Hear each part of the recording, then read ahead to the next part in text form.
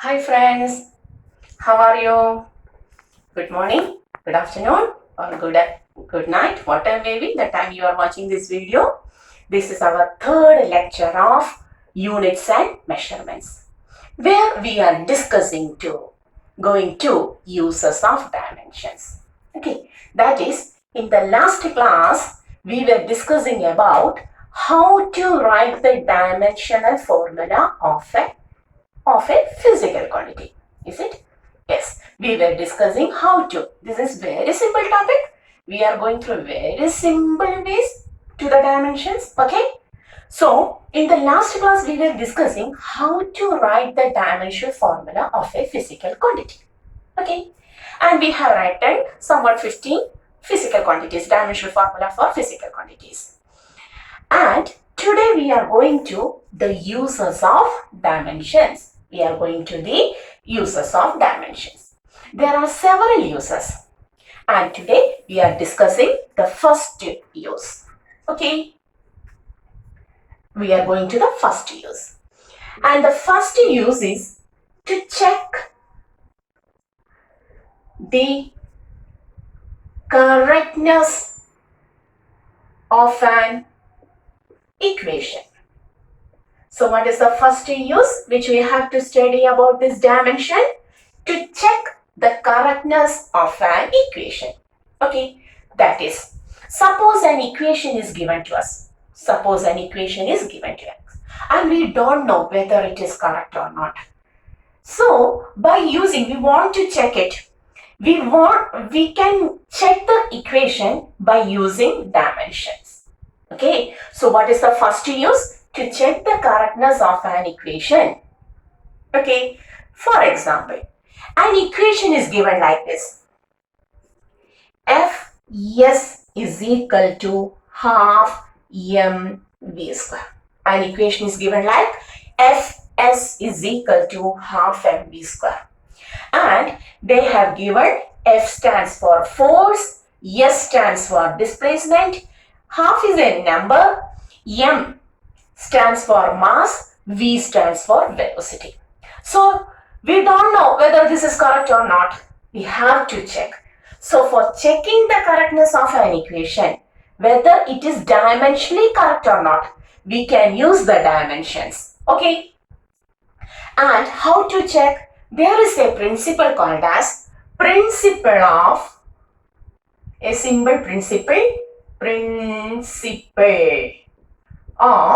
homogeneity. There is a principle called as principle of homogeneity.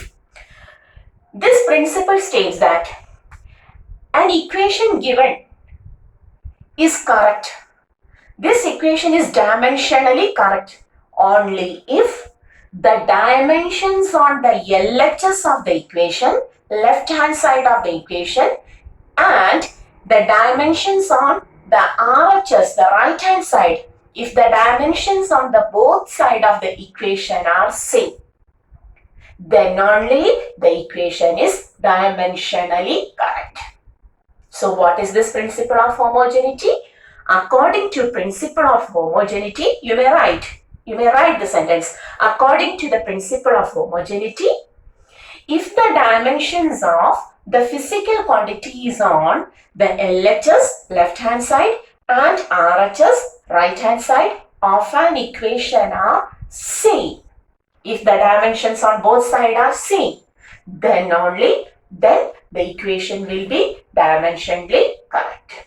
Okay, that is, we are going to apply the principle of homogeneity here.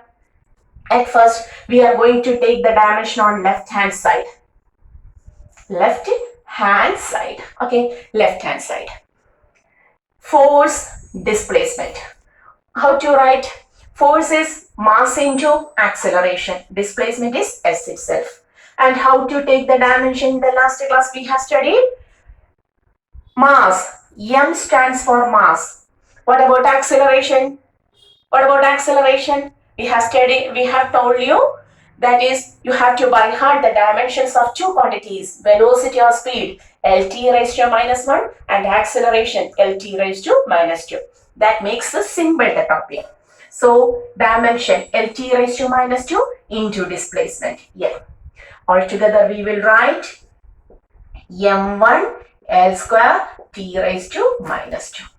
Okay, so the dimension on the left hand side is m1 L square T raised to minus 2. Similarly, on the right hand side, we are going to take the dimension on the right hand side half mv square. Okay, so is there any dimension for a number?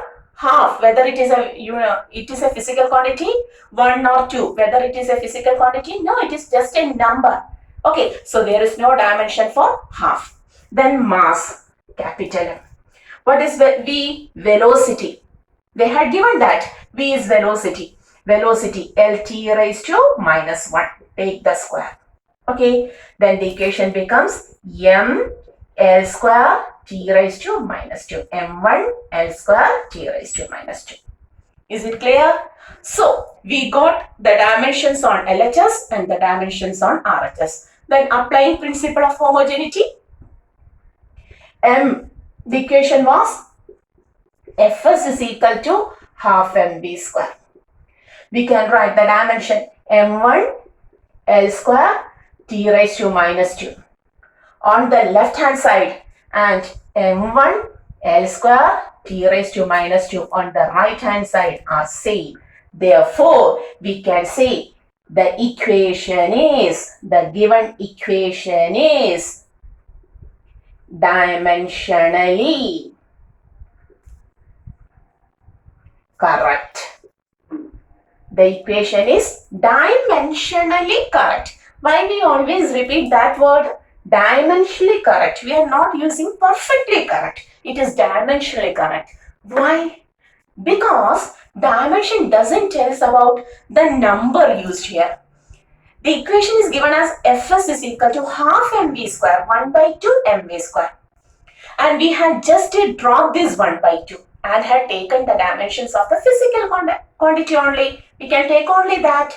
Okay, so instead of this half, if they had given 3 by 2 mv square, then also the equation will be dimensionally correct, because 3 by 2 also have no dimension. Suppose the equation is like 5 by 2 mv square, then also the equation is dimensionally correct.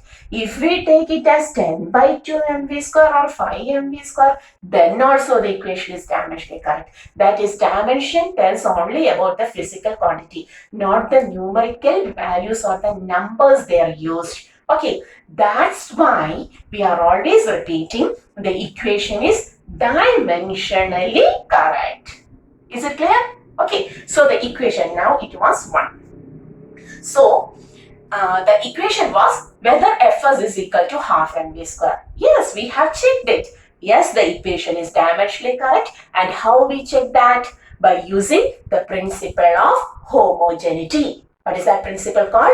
Principle of homogeneity. And what is this principle of homogeneity? According to the principle of homogeneity, if the dimensions of physical quantities on left hand side and right hand side of an equation are same, then the equation is dimensionally correct. Is it clear? Pause the video, take a copy of it and study it. Okay.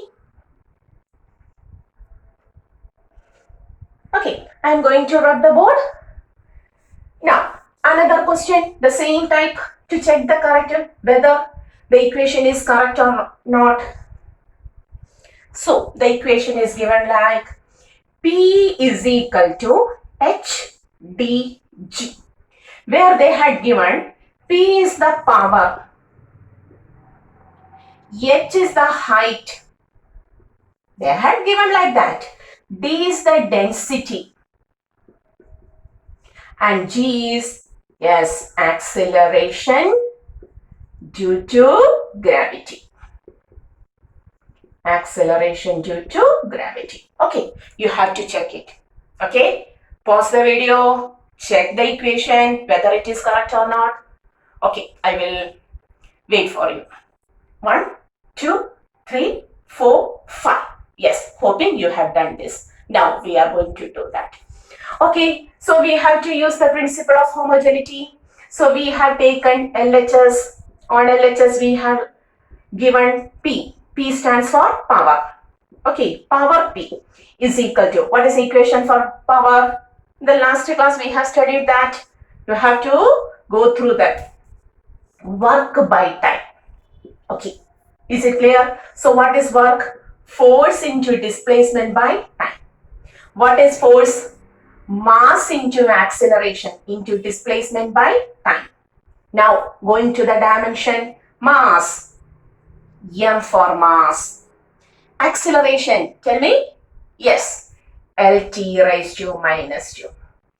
Displacement, L for displacement. Is it clear? Is it clear? By t, time.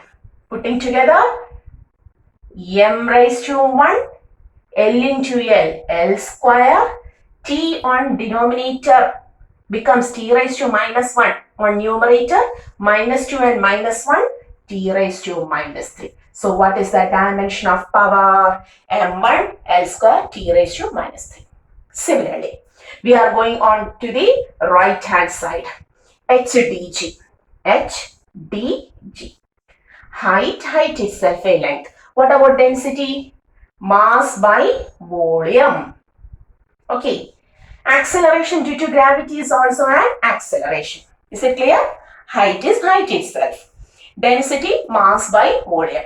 And acceleration due to gravity is also an acceleration. So you have to use the dimension of acceleration.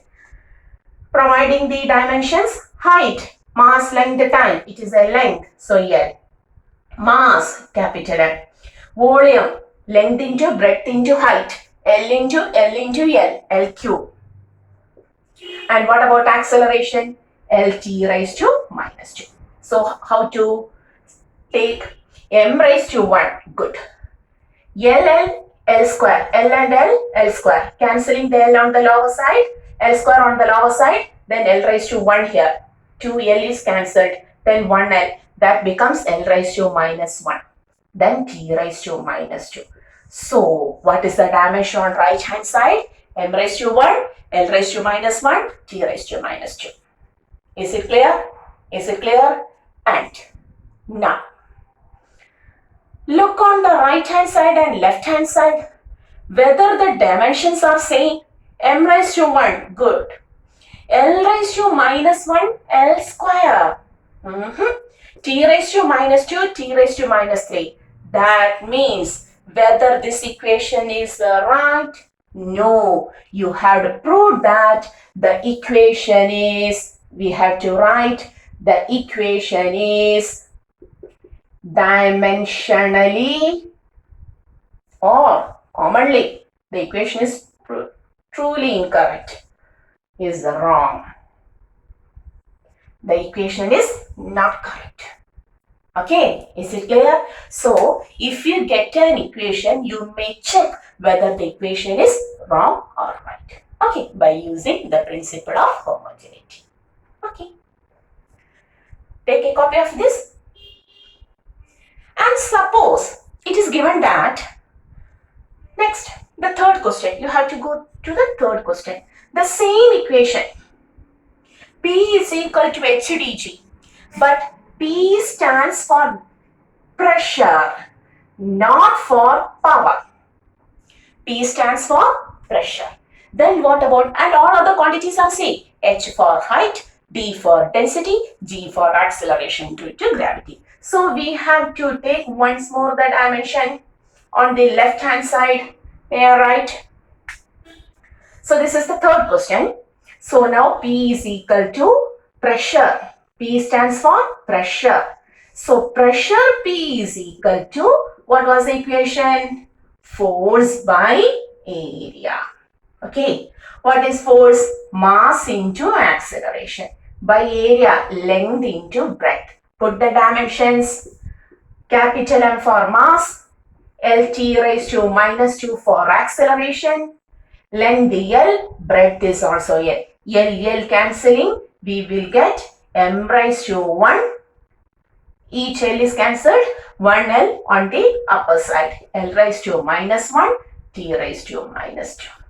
And the right hand side, HDG itself, the same will be H for height, density mass by volume, Acceleration due to gravity is also an acceleration. L for height, mass by volume, L cube, acceleration Lt raised to minus 2 on solving, m raised to 1, L raised to minus 1, t raised to minus 2. Now look on the values. What about the principle of homogeneity? If the dimensions on LHS and RHS of an equation are same, the equation is now dimensionally correct. Okay, that is P is equal to HdG. The equation is correct, but there the P stands for pressure, not for power. Is it clear? So this is the first use of our dimension to check the correctness of an equation. Okay, pause it and take a note of it. Okay, hoping you understood what I am talking or we are studying. And we are going to the second use. And now we are going to the second use. Okay. Second use. What is second use? It is given. To convert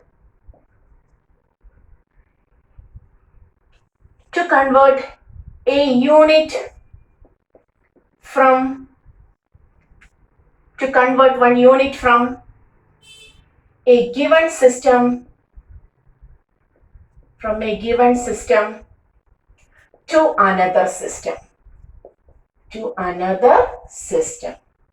Okay, so what is the second use?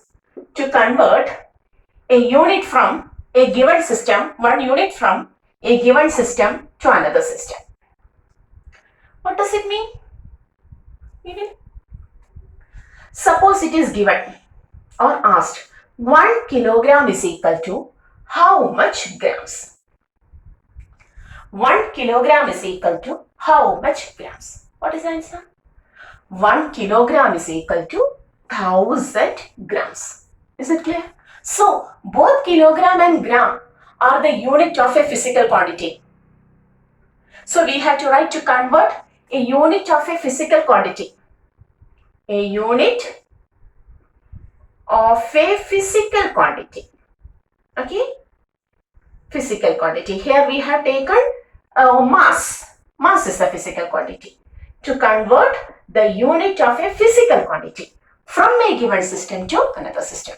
Kilogram is used in one system and gram is used in another system. So to convert a unit from a given system to another system, we will use our dimension. Like this, 1 minute is equal to how much seconds? 60 seconds. Okay. 1 meter is equal to how much centimeter? How much centimeter? 100 centimeter. Is it clear? Similarly, 1 Newton is equal to how much dynes? Our question. Do you know? Some of you may perhaps. Otherwise, we have to make use of our dimension to convert a unit from a given system to another system. So this is our second use. We are going to convert a given unit from a given system to another system. All of these we have already studied in smaller classes. That's why we know that. And now we are going to the new conversions also. So this is our question. You have to find 1 Newton is equal to how much dynes? Okay, this is our first question. 1 Newton is equal to how much dynes? Listen, Newton is the unit of, you must know that. This is our earlier topics of the +1, therefore they will provide you. Newton is the unit of force. Therefore, dynes will be also the unit of force. They have provided that Newton is the SI unit of force and dynes is the CGS unit of force. Dynes is the CGS unit of force. And we are making use of dimension. So we have to take the dimension of force. What was the equation for force? Mass into acceleration. So its dimension becomes mLt raised to minus 2. Okay. So we are going to convert. Listen. 1 Newton is equal to, we are assuming it to be x times. Okay, both the Newton and dyes are the dimensions of force. So here also you have to take the dimension m, l, t raised to minus 2 here also. But they are in two systems. So we have to write like this. m1, l1, t1 raised to minus 2 in one system is equal to x times m2, l2, t2 raised to minus 2. Is it clear? So m1, l1, m2, l2. Is it clear? So why you have taken 1, 1, 1, 2, 2, 2 here? Because this is the unit and dimension of Newton in one system. And we are taking another system here for the same physical quantity. So in order to specify that, we have taken, so just like this, all ones become confusion. So m1, l1, t1 raised to minus 2 is equal to x into n2, l2, t2 raised to minus 2. Now we want x. X is equal to 1 into m1 cross multiplying minus 2 by m2, l2, t2 raised to minus 2. Is it clear? Now providing the units. This is in 1, 1, 1. We have taken 1 in SI system. Okay. So what is the unit of mass in SI system? 1 kilogram. L1, 1 L1, 1 meter. You have to know the units. Time, 1 second raised to minus 2 divided by. And what about this term? CGS, centimeter, gram, second. So 1 gram into 1 centimeter into 1 second raised to minus 2. Is it clear?